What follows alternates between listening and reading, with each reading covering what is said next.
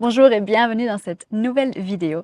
Aujourd'hui, j'avais très envie de vous parler de l'approche somatique, de la thérapie somatique, des exercices somatiques. Bref, on va voir toutes ces terminologies, ce qui se cache derrière surtout. Parce que j'ai envie de vous transmettre le pouvoir inné de régulation et de guérison de votre corps. Tout est déjà là et vous allez en prendre conscience parce que justement les exercices somatiques, la thérapie somatique, bref, cette magnifique approche vient se baser sur le fait que notre corps n'est pas juste un objet, mais c'est réellement un être vivant à part entière. Donc c'est une merveilleuse approche holistique qui voit le corps comme un être vivant. Ok. À partir de ce constat, vu que c'est un être vivant évolutif qui en plus a cette capacité innée d'autorégulation et d'auto-guérison, il y a un tas de choses incroyables qu'on est capable d'expérimenter et des guérisons qui peuvent avoir lieu grâce au recours à ce merveilleux allié qu'est notre corps. Pour ma part, j'ai découvert ce monde de la somatique ou des exercices somatiques après avoir déjà pratiqué pendant 3-4 ans en tant que prof de pilates et de yoga, après avoir enseigné. Pourquoi? Parce que je recherchais pour moi un moyen de m'apaiser plus profondément. Parce que donc j'ai fait un premier épuisement, suite auquel d'ailleurs je me suis reconvertie et j'ai plongé dans tout ce merveilleux monde du bien-être à travers le corps. Donc toujours des outils liés au corps pour ma part. C'est ce qui m'a vraiment aidée. Mais malgré ma pratique quotidienne de yoga, de méditation, de pleine conscience, etc., je continuais à cycliquement, régulièrement tomber dans des mini-épuisements, des états vraiment de figement où je n'arrivais plus à avancer, où je sentais comme une force invisible qui me retenait. Et par après, donc, j'ai commencé à m'intéresser au système nerveux et j'ai commencé à comprendre d'ailleurs ce que c'était, le figement, que ça existait, je n'en avais même pas conscience. Et ce sont donc les exercices somatiques et ces pratiques-là qui m'ont permis de me sortir de cet état, de retrouver un élan, d'ailleurs de lancer un nouveau projet et de vraiment me ressentir en vie, de retrouver aussi la joie de vivre qui me manquait à cette époque-là. Même si je faisais déjà ce qui me faisait plaisir, eh bien, comme j'ai dit, je retombais régulièrement dans des états de doute aussi, de peur, de figement, etc., qui me plombaient au niveau énergétique et au niveau physique. Donc pour ma part, c'est vraiment cette approche somatique qui m'a permis de venir nourrir plus en profondeur mon système nerveux et rétablir de la sécurité dans mon corps qui, malgré tous mes efforts précédents, était resté dans un état de stress chronique, de tension et de survie en fait. Si vous êtes ici pour la première fois, je vous souhaite la bienvenue. Mon nom est Anna et ici sur Harmonia, je vous accompagne justement dans des pratiques à travers le corps pour venir dénouer vos habitudes de tension et de stress au niveau physique et au niveau mental pour pouvoir vivre une vie plus apaisée, plus calme, plus légère et plus joyeuse. J'ai scindé cette vidéo en 2 parties parce que j'ai beaucoup de choses à vous raconter et sinon ce serait trop long. Donc aujourd'hui, cette première partie est dédiée à la théorie, donc ce qu'est l'approche somatique, ses objectifs aussi, ses différents courants à travers le temps, donc un peu d'histoire. Et puis la semaine prochaine, je vous sortirai une deuxième vidéo plutôt dédiée pratique, c'est-à-dire en quoi ces exercices somatiques peuvent concrètement vous bénéficier, quels sont les principes aussi, la philosophie qui sous-tend ces exercices, ce que j'explique aussi dans mon programme tout de suite dans l'introduction, donc quelques principes pour vous aider pendant et lors de votre pratique. Et alors je vous renverrai également vers quelques exercices. Si vous êtes prêts, c'est parti!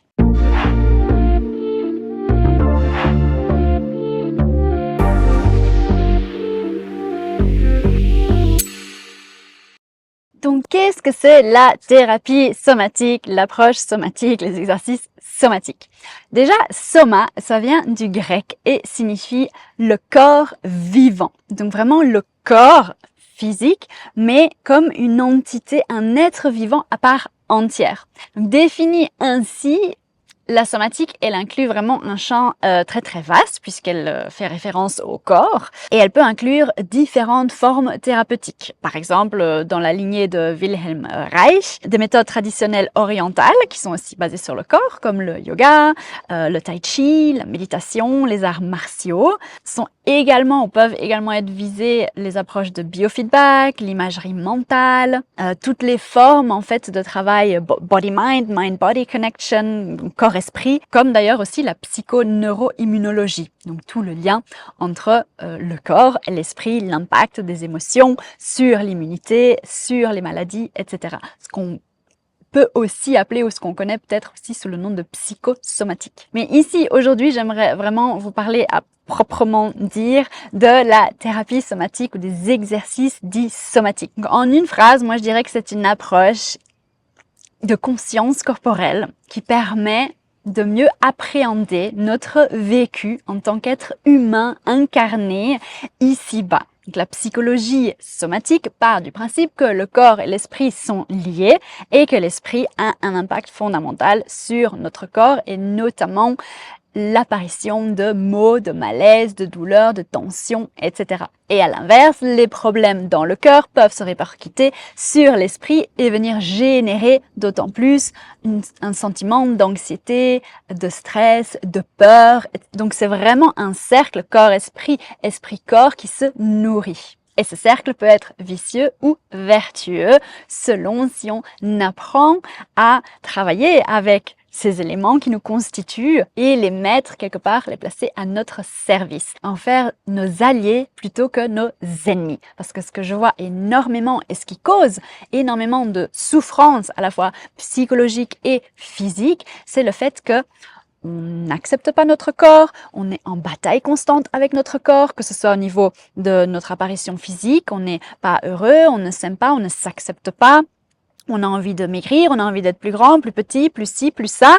Les blondes veulent être brunettes et vice-versa. Bref, je caricature, mais grosso modo, on n'est pas en accord et en amour avec notre forme physique. Et ensuite, il y a tout ce qui est lié à l'esprit qui se répercute également sur notre corps, c'est-à-dire la manière dont on se parle, nos croyances, nos blocages.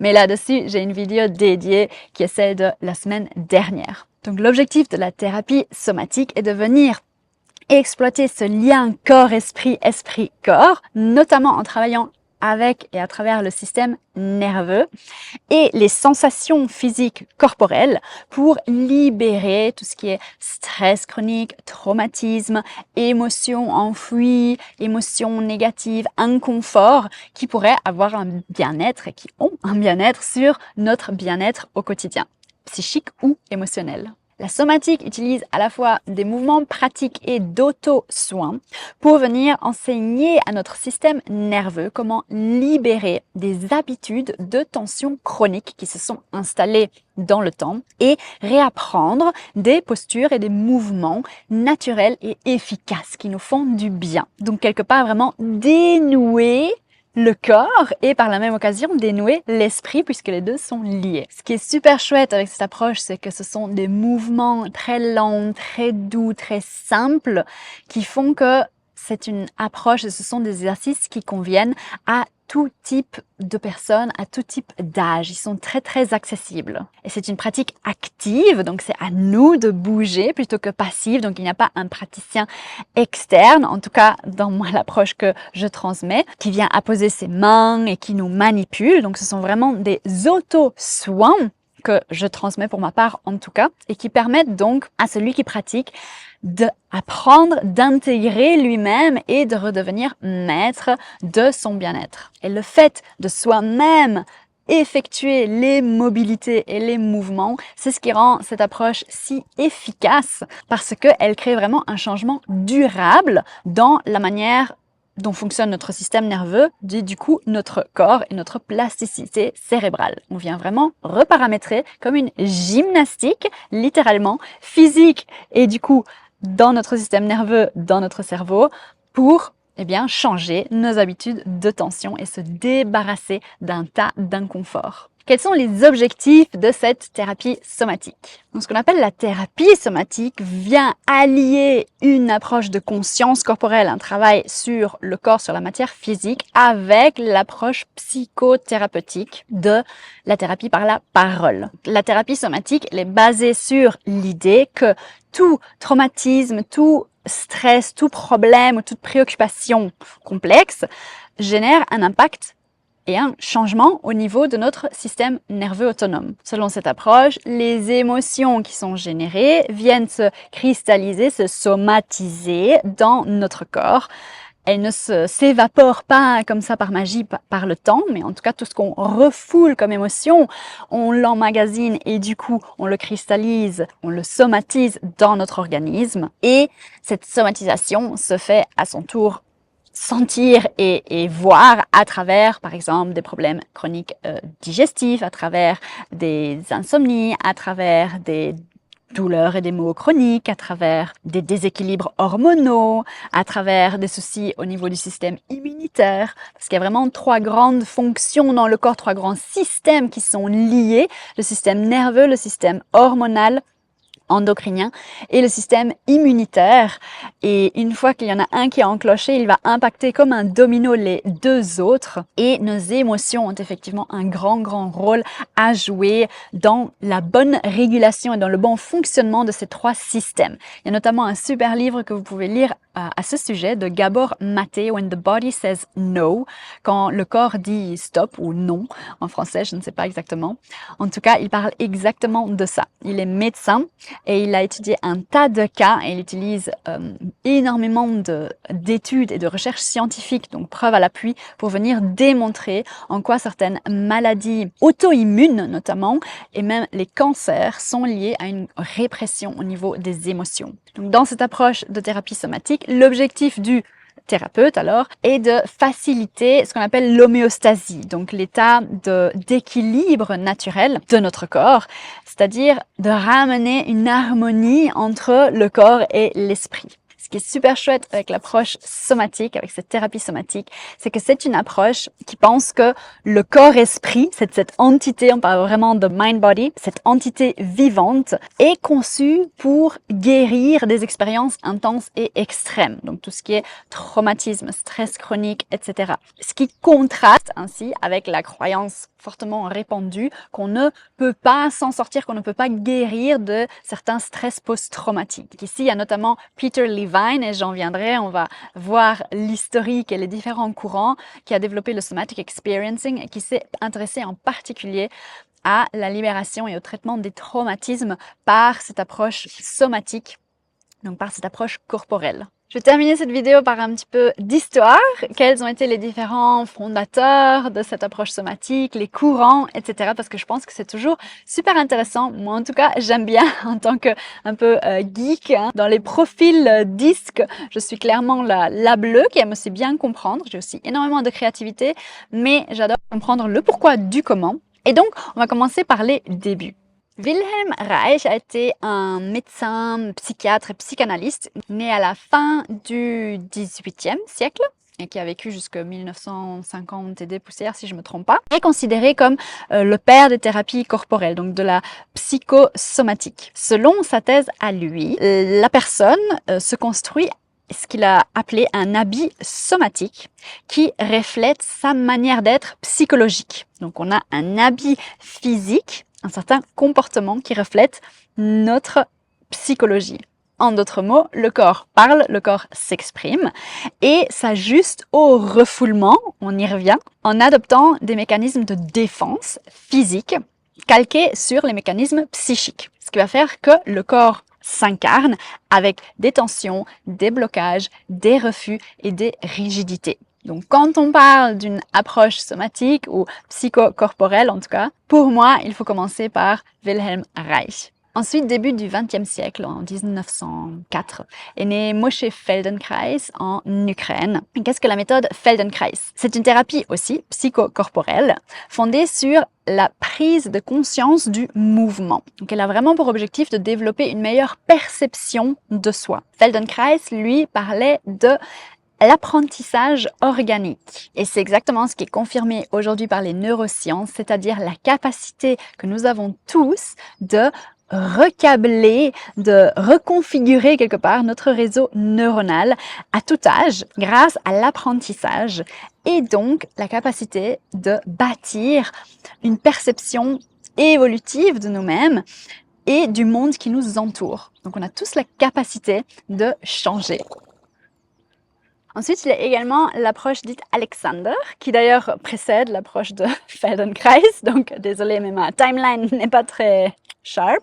Et il s'agit là d'une rééducation posturale et d'un mode d'éducation somatique basé sur la relation entre la colonne vertébrale et la tête. Donc selon le créateur de cette méthode, Frédéric Matthias Alexander, la façon dont nous utilisons notre corps, ce qu'il appelait l'usage de soi, peut contribuer à la santé ou au contraire lui nuire. Or, il a constaté que tous les êtres humains ont des mauvaises habitudes de posture et de respiration, donc vraiment des automatismes, encore une fois des habitudes engrammées qui entraînent un grand nombre de problèmes. Des maux de dos, des maux de tête, de la fatigue chronique, une limitation respiratoire, un manque de souplesse, etc. Et donc cette technique Alexander a vraiment pour but de réapprendre et de désapprendre surtout certaines habitudes bien ancrées et inscrites dans notre organisme. Puis, donc, dans les années 70, est venu Thomas Hanna, qui d'ailleurs était élève de Moshe Feldenkrais, duquel on a déjà parlé. Et la méthode Hanna est vraiment une méthode de relâchement musculaire et de relaxation globale. Il s'agit, comme je le fais dans la plupart de mes vidéos et dans mon programme en ligne,